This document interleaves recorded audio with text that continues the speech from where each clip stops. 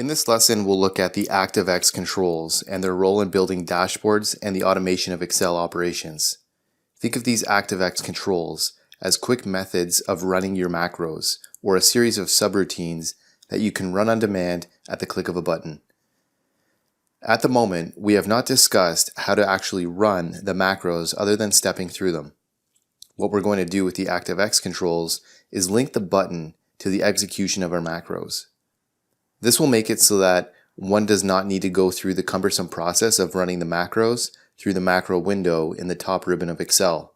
In order to create a button for us to tie to our macros, we must use the developer ribbon, insert, and then select a command button.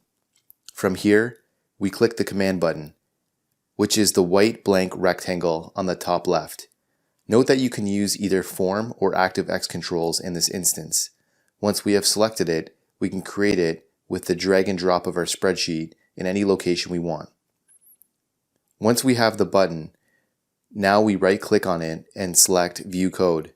This brings us to the blank private subroutine, which is exclusively for this button. When we click the button, it'll run whatever code we have placed within this subroutine. From here, you can call previous subroutines or create new ones. Creating buttons and tying macros to the button in this way saves us time when we want to run macros, especially if we find that they are something that we want to run routinely. Hey guys, thanks for watching this lesson. I hope you enjoyed it, and if you did, I'd really appreciate a like and subscribe from you. And if you want to learn more about Microsoft Excel, check out these videos above.